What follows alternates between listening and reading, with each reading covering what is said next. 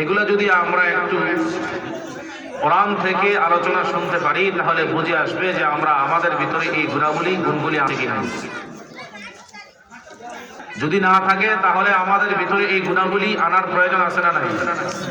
এই গুণগুলি বাস্তবায়ন করতে হবে। আর যদি থেকে থাকে তাহলে এই গুণাগুলির উপরে সর্বদাই আমল করার চেষ্টা করবো ইনশাআল্লাহ। রব্বুল আলামিন সর্বপ্রথমেই যে রিসালাত আল্লাহ আমাদেরকে দান করেছেন কিতাব কোরআন, কোনো ভুল নাই করেছেন। আল্লাহ তাআলা বয়ান করতেছেন আলিফ লাম মিম যালিকাল কিতাবু লা রাইবা ফীহি হুদাল লিল মুত্তাকিন ওয়া ইউকিমুনাস সালাতা ওয়া মিম্মা তুনফিকুন। আল্লাহ তাআলা বলেন আলিফ লাম মিম হুরুফুল মুকাত্তাআত যালিকাল কিতাবু লা রাইবা ফীহি হুদাল লিল মুত্তাকিন। আল্লাহ তাআলা বয়ান করে দুনিয়ার মানুষ শুনে নাও, অগণিত নবী ও রাসূল দুনিয়ার জমিনে প্রেরণ করেছি। আমি তাদেরকে দায়িত্ব দান করেছি, রিসালাত দান করলাম। দিতে দিতে আমি আল্লাহ 104 কিতাব, আসমানি কিতাব আমি আল্লাহ দুনিয়াতে নাজিল করলাম। ওই 104 কিতাবের দিকে 4টা কিতাব বড় প্রসিদ্ধ। 1 নাম্বার হলো তাওরাত, 2 নাম্বার হলো জাবুর, 3 নাম্বার ইনজিল, 4 নাম্বার হলো কোরআন। আল্লাহ বলে দুনিয়ার মানুষ শুনে না, ওই 4টা কিতাবের মাঝে সবচেয়ে প্রসিদ্ধ কিতাব হলো কোরআন। সুবহানাল্লাহ বলেন। 4 কিতাবের মধ্যে থেকে একটা কিতাব হলো কোরআন, প্রসিদ্ধ হলো কোরআন। আমি আল্লাহ যে তোমাদের উপর কোরআন নাযিল করলাম, কালাম আল্লাহ নিজেই বয়ান করতেছেন যালিকাল কিতাব, এমন একটি কিতাব লা রাইবা ফীহি, যে কিতাবের মধ্যে কোনো সন্দেহ নাই, কোনো ভুল নাই। আছে নাকি বলেন? আল্লাহ চ্যালেঞ্জ ঘোষণা করলেন দুনিয়ার জমিনে যত মানুষ, যত বই লেখে, যত কবিতা লেখে, প্রত্যেকটা মানুষ তার কবিতার পেছনে, বইয়ের পেছনে লিখতে বাধ্য। যদি আমার কিতাবে, আমার বইয়ে কোনো ভুল পাও তাহলে আমাকে শুধরাইয়া দিও, ধরাইয়া দিও। আল্লাহ বলে আমি আল্লাহ এমন একটি কালাম নাযিল করলাম, যে কালামের শুরুতে আমি আল্লাহ চ্যালেঞ্জ ঘোষণা করেছি আমার কালামে কোনো ভুল পোষণ করে কোরআনুল কারীমের একটা হরফের উপরে তার জবান খুলে বলেন তো দেখি তার ঈমান থাকবে না ভাগবে? ঈমান থাকবে? থাকবে না। তাহলে কেউ যদি বলে যে আমি শরঈ আইনে বিশ্বাসী না, শরঈ আইনকে আমি বিশ্বাস করি না, তাহলে তার ঈমান আছে না ভাগছে? কথা জোরে বলেন। আর ঈমান আছে? আমি বললে, আমি যদি বলি, আপনার বড় লিডার যদি দাঁড়ায় বলে আমি শরঈ আইনে বিশ্বাসী না, তার ঈমান আছে না ভাগছে? ভাগছে। আর এই শরঈ আইন কি আমার বাবার বানানো না কোরআন থেকে? কোরআন থেকে। কেউ যদি বলে আমি শরঈ আইনে বিশ্বাসী না, তার ঈমান থাকবে না। আল্লাহ চ্যালেঞ্জ ঘোষণা করলেন যালিকাল কিতাব, যালিকাল কিতাবু লা রাইবা ফীহি হুদাল লিল মুত্তাকিন।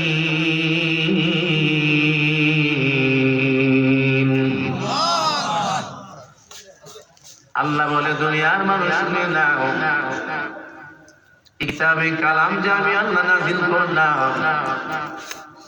আমি আল্লাহ যত বড়, আমি আল্লাহর কালামও তত বড়। আমি আল্লাহ যত সম্মানী, আমার কালামও তত সম্মানী। এই কালামের সাথে যারা সম্পর্ক রাখবে আমি আল্লাহ তাদেরকেও তত সম্মানী বানায়া দিব। সুবহানাল্লাহ। আমি আল্লাহ পাক রব্বুল আলামিন এই কালামকে আসমানের উপরে রাখতে চেয়েছিলাম, আসমান কালাম গ্রহণ করলো না।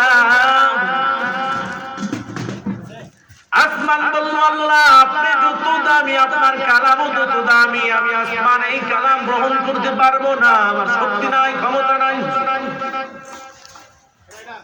আল্লাহ তাআলা পাহাড়ের উপরে কালাম নাযিল করতে চেয়েছেন, পাহাড়ও জবাব দিলেন আল্লাহ আপনি যত দামি আপনার কালামও তত দামি, আমি এই কালামকে বহন করার শক্তি ক্ষমতা রাখি না।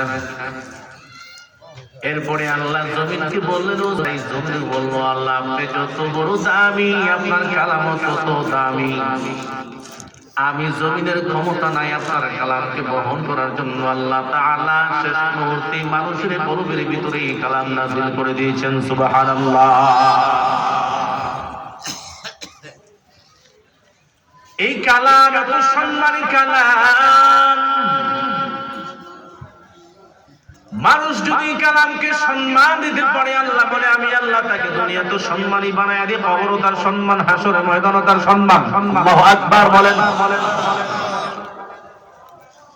আল্লাহ বলে যে বান্দা এই কালামকে সিনার ভিতরে ধারণ করবি, আমি আল্লাহ জাহান্নামের আগুনে সিনাকে স্পর্শ করাবো না। সুবহানাল্লাহ। এ দুনিয়ার মানুষ শুনে না, বাজার থেকে 50 টাকা 100 টাকা দিয়ে একটা রিয়াল কিনে আনছো, রিয়ালের উপরে কোরআন শরীফ রাইখা পড়ো। মাঝে মধ্যে যদি রিয়ালটা মানুষের পায়ে লেগে যায় তখন কোন জায়গায় লাগায়? বুকে লাগায়, চুমা খায়, কপালে লাগায়, ঠিক কিনা বলেন? তোমার বাড়ির টিভির পর্দাটা 500 টাকা গজল কিনা দাম, কোনদিন চুমা খাও নাই, কিন্তু 50 টাকা গজের কিনা সেই গিলাফ, যেই গিলাফটা আমার আল্লাহর কোরআনের সাথে লাগলো, মাঝে মধ্যে যদি পায়ে লেগে যায় সেটাকে মানুষ চুমা খায়, কপালে লাগায়, ঠিক কিনা বলেন? দুনিয়ার মানুষ প্রশ্ন করে দেখো, ও গিলাফ তোমার সম্মানটা এত বাড়লো কেন? ও রিয়াল তোমার সম্মানটা এত বাড়লো কেন? জবাব আসবে, আমি আল্লাহর কালামের সাথে কিছু সময় আমি সোহবত গ্রহণ করেছিলাম, এই জন্য আমার আল্লাহ আমার সম্মান বাড়াইয়া দিয়েছে। সুবহানাল্লাহ। ও গিলাফ তোমার সম্মান হলো কেন? জবাব আসবে, আমার আল্লাহর কালামের সাথে আমার কিছু সময় সোহবত হয়, আমি আমার মালিকের কালামের সাথে কিছু সময় থাকার কারণে আমার আল্লাহ তাআলা আমার সম্মান বাড়াইয়া দিয়েছে। সুবহানাল্লাহ। দুনিয়ার মানুষ ভালো করে জবাব দেয়, যদি সামান্য একটা গিলাফ আল্লাহর কালামের সাথে লাগার কারণে তার সম্মান বড় বেড়ে যায়, যদি সামান্য একটা রিয়ালের আল্লাহর কালামের সাথে সম্পর্ক কারণে তার সম্মান বেড়ে যায়, এই বান্দার দিলের ভিতরে আল্লাহর কালাম, এই বান্দার সিনার ভিতরে আল্লাহর কোরআন থাকবে, তার সম্মান বাড়বে না কমবে? আরো জোরে আওয়াজ দেন, তার সম্মান কম না বেশি? বেশি মায়ার নবী হাদিসে বয়ান করে দুনিয়ার মানুষ শুনে না,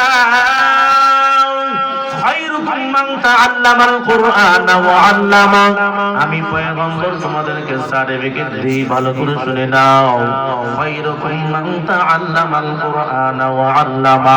দুনিয়ার মানুষ তোমাদের মাঝে সর্বোত্তম ওই ব্যক্তি, যেই ব্যক্তি কোরআন শিখে অপরকে শিক্ষা দেয়। আল্লাহু আকবার বলেন। আমার মায়ার নবী সার্টিফিকেট দিতেছেন, তোমাদের মাঝে সর্বোত্তম ওই ব্যক্তি যে নিজে কোরআন শিখে অপরকে শিক্ষা দেয়, তার মতন দামি মানুষ আর পৃথিবীতে একজন নাই। সুবহানাল্লাহ বলেন। আল্লাহ পাক রব্বুল আলামিন এই কোরআন পড়নে ওয়ালাদেরকে কত দামি বানাইলেন, এও দুনিয়ার মানুষ শুনে না। মানুষ মারার পর মাটি দেওয়া হয়, 10 শ্রেণীর মানুষে তার শরীরটা কবরে খাবে না, মাটিও খাবে না, পোকাও খাবে না। তার মধ্য থেকে এক শ্রেণীর মানুষ হলো নবীগণ, আরেক শ্রেণীর লোক হলো যারা আল্লাহর রাস্তায় শহীদ হয়ে গেছে। 3 নাম্বার, যাদের সিনার ভিতরে আল্লাহর কালাম আছে, আল্লাহর কালাম কোরআন, যাদের সিনায় আল্লাহর কালাম থাকবে, ওই সিনা জীবনে কোনোদিন পোকামা করেও খাবে না। আল্লাহু আকবার। এজন্য পাক রব্বুল আলামিন বলেন, কোরআন যত দামি, আমি যত দামি, আমার কত দামি। দুনিয়ার মানুষ যদি আমি আল্লাহর সাথে সম্পর্ক করাইতে চাও, আমি আল্লাহর সাথে যদি তুমি কথা বলতে চাও, তাহলে আমি আল্লাহ বললাম যে বান্দা কোরআন তেলাওয়াত করবে, বান্দার কোরআন তেলাওয়াত আমি আল্লাহ কুদরতি কান লাগাইয়া সুবহানাল্লাহ বলেন। বান্দা যখন তেলাওয়াত আল্লাহ বলে, আমি আল্লাহ বান্দার কোরআন তেলাওয়াতটা নিজে কান লাগাইয়া শুনি সুবহানাল্লাহ বলেন। তাহলে একটা সুযোগ হলো আল্লাহর সাথে কথা বলার, একটা সুযোগ হলো কোরআন তেলাওয়াত বেশি করা। যেই বান্দা বেশি বেশি কোরআন তেলাওয়াত করবে, আল্লাহ নবী বলেন মান ক্বারাআল কুরআনা ফাস্তাযকারাহু ফাআহাল্লা হালালাহু ওয়া হাররামা হারামাহু আদখালাহুল্লাহুল জান্নাহ। এই বান্দা তিনটা আমল করবে, হাদিসের ভিতরে তিনটা আমলের কথা বয়ান করেছেন। এক নাম্বার মান ক্বারাআল কুরআনা, যেই বান্দা আল্লাহর কোরআন তেলাওয়াত করবে। দুই নাম্বার ফাস্তাযকারাহু, যেই বান্দা কোরআন মুখস্থ করবে, কোরআন রিচার্জ করবে। তিন নাম্বার ফাআহাল্লা হালালাহু ওয়া হাররামা হারামাহু, আল্লাহ তাআলা কোরআনের ভিতরে এই বিষয়গুলোকে হালাল বলেছেন হালাল বলেই মেনে নেবে, হারাম আল্লাহ যে বিষয়গুলোকে হারাম বলেছেন হারাম বলেই মেনে নেবে। এই তিন কাজ করনেওয়ালা, তিন আমল করনেওয়ালা ব্যক্তির ব্যাপারে আল্লাহ নিজেই সার্টিফিকেট দিয়েছেন। ও পয়গম্বর, আপনি বলে দেন, যেই বান্দার কোরআনের সাথে সম্পর্ক থাকবে, কোরআন তেলাওয়াত মুখস্থ করবে, কোরআনের তাফসীর পড়বে। তিন নাম্বার গুণ, যেই বান্দা কোরআন অনুযায়ী আমল করবে, আমি আল্লাহ পাক রব্বুল আলামিন কিয়ামতের কঠিন মুসিবতের দিনে আমি আল্লাহ জিম্মাদারি হইয়া ওই বান্দাকে নিজ হাতে জান্নাতের মেহমান বানাইয়া দেব সুবহানাল্লাহ। তাহলে কোরআন তেলাওয়াত করতে হবে। আমাদের সমাজে, আমাদের ঘরে এখন কোরআনের তেলাওয়াত নাই, ঠিক কিনা বলেন? আগে ফজরের নামাজ পড়ে ঘরের আঙ্গিনা দিয়ে হাঁটলে সূরা ইয়াসিন তেলাওয়াতের আওয়াজ কানে ভেসে আসে। আর এখন ফজরের নামাজ পড়ে ঘরের আঙ্গিনা দিয়ে একটা সুর দিয়ে হাঁটে, এখন মানুষের ঘুমের নাক ডাক শোনা যায়, ঠিক কিনা বলেন? সিরিয়াল দেখতে দেখতে, টিভি দেখতে দেখতে বেগম ঘুমাইছে, স্বামী ঘুমাইছে রাত 12টায়, বেগম ঘুমাইছে 1টায়, স্বামী ওঠে 10টায়, বেগম ওঠে 11টা 12টায়, ঠিক কিনা বলেন? সন্তান আমাদের মানুষ হবে কিভাবে? সন্তানদেরকে আমরা দিন শিখাইতে পারি না, মা বাবাই তো আদর্শবান হবে কিভাবে? এজন্য আল্লাহ বলে বেশি বেশি কোরআন তেলাওয়াত করো। যেই বান্দা বেশি বেশি কোরআন তেলাওয়াত করবে, আমি আল্লাহর সাথে তার সম্পর্ক গাঢ় হয়ে যাবে সুবহানাল্লাহ বলেন। যেই বান্দার দিলের ভিতরে কোরআন নাই, ওই বান্দাটা কেমন যেন একটা পুরাতন ঘর। ওই পুরাতন ঘরে যেরকম ভাবে ইঁদুরে বাসা বাঁধে, যেমন পোকামাকড়ে বাসা বাঁধে, যেই দিলের ভিতরে সিনায় আমার আল্লাহর কোরআন নাই, অন্ধকার ঘর। আর যেই সিনার ভিতরে আমার আল্লাহর কোরআন, কোরআনের তেলাওয়াত আছে, ওই ঘরটা হলো আলোকিত ঘর। আল্লাহু আকবার বলেন। এই মুসলমান ইমানদার ও পর্দার মা বোনেরা, যাদের ঘরের ভিতরে সকালবেলা ফজরের নামাজ শুরু হয় কোরআন তেলাওয়াত দিয়া, জীবনের কাজ শুরু হয় কোরআন তেলাওয়াত দিয়ে, ফজরের পরে সূরা ইয়াসিন তেলাওয়াতের মাধ্যমে দিন শুরু হয়। আমার মায়ার নবী বলে, দুনিয়ার মানুষ শুনে নাও, আল্লাহ তাআলা ওয়াদা করেছেন যে এই ঘরে সকালবেলা ফজরের পরে সূরা ইয়াসিন তেলাওয়াত হবে, ওই ঘরে এই দিন সারা দিন আমি আল্লাহ এই ঘরে সমস্ত মানুষদের রিজিকের ফয়সালা দায়িত্ব আমি আল্লাহ নিজের হাতে নিয়ে আইলাম সুবহানাল্লাহ। রিজিক দেন কে? আর আমরা তালাশ করি কোন জায়গায়? রিজিক আছে কই, আমরা খুঁজি কোন জায়গায়? আল্লাহ বলে ফজরের নামাজ পড়ে হালাল কাজ করে, সর্বপ্রথম ফজরের নামাজ আমার ফরজ বিধান পালন করিয়া তুমি জমিনে নামো, তো আমি আল্লাহ তোমাকে সারা দিনই রিজিকের ফয়সালা আমি আল্লাহর কুদরতের হাতে নিয়ে আনিব সুবহানাল্লাহ। কাসবুল হালালি ফরিদাতুন বাদাল ফরিদা। মায়ের নবী বলেন, দুনিয়ার মানুষ শুনে নাও, ফরজ বিধান পালন করার পরে রিজিক তালাশ করাও ফরজ, তবে শর্ত হলো ফরজ আগে আদায় করা লাগবে।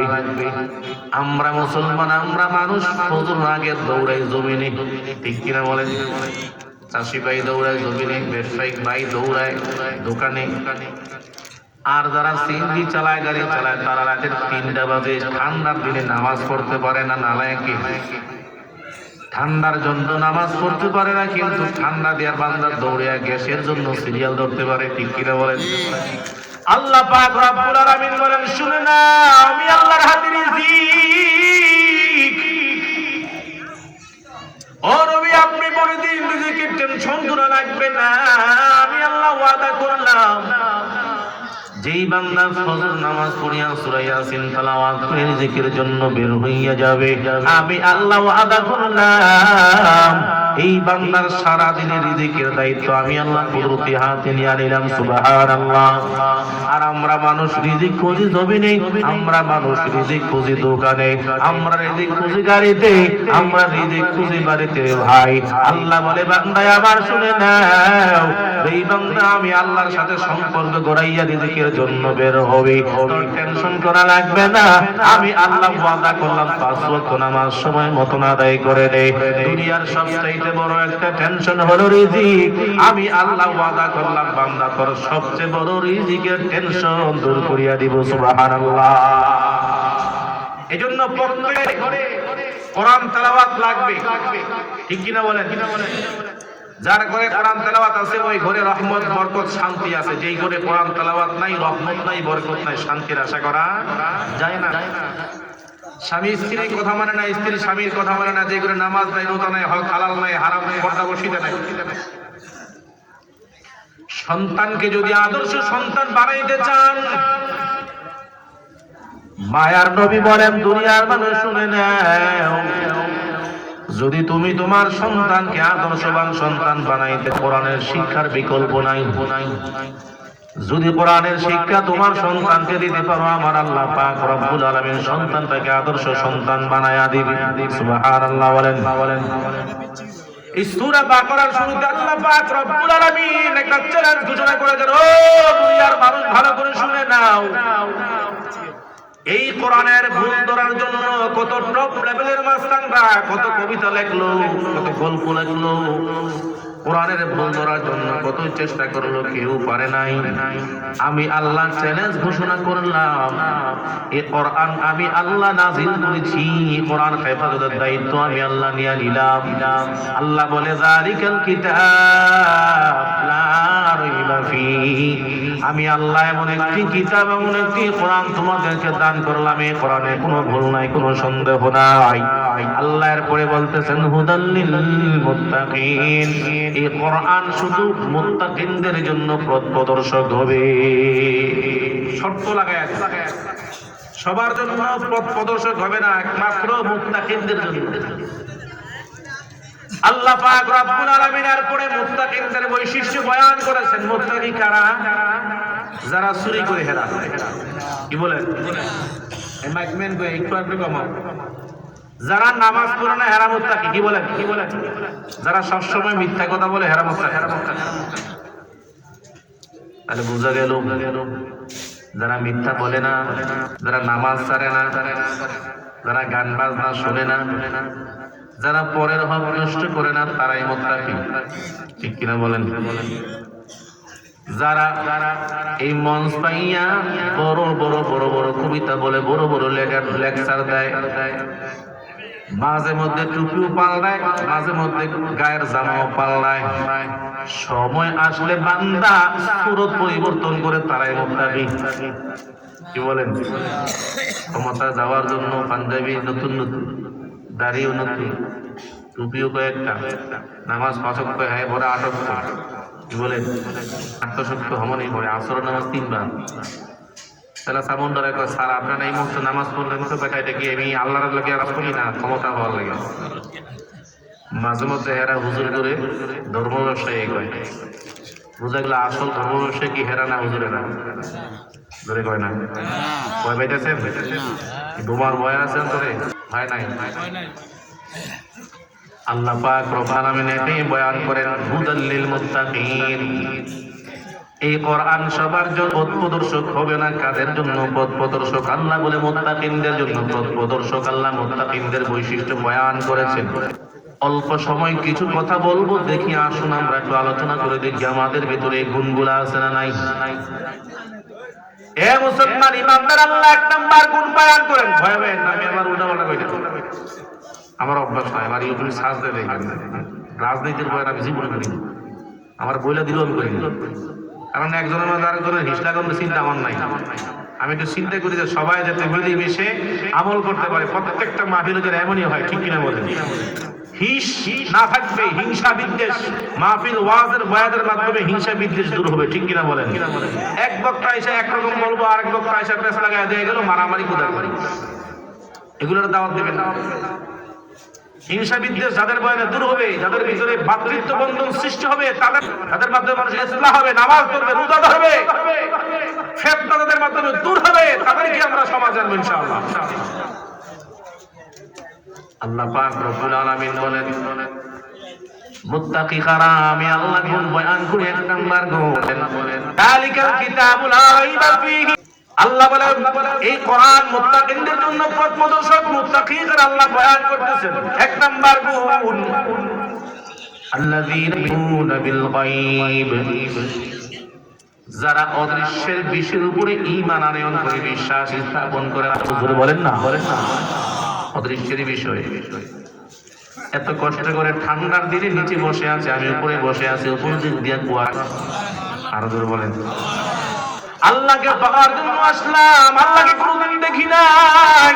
আল্লাহকে কোনোদিন দেখছেন নাকি বলেন?